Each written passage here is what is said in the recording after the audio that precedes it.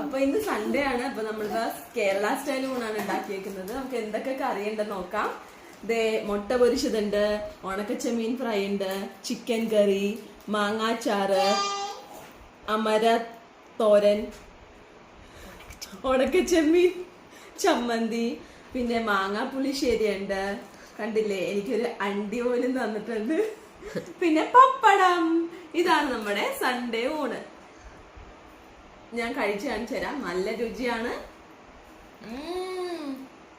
നല്ല പുളിയൊക്കെ പിടിച്ചിട്ടുണ്ട്, ഭയങ്കര ടേസ്റ്റ് ആണിത്. ഇപ്പൊ നിങ്ങളെല്ലാരും ഇങ്ങനെ ട്രൈ ചെയ്ത് നോക്കുമെന്ന് വിചാരിക്കുന്നു.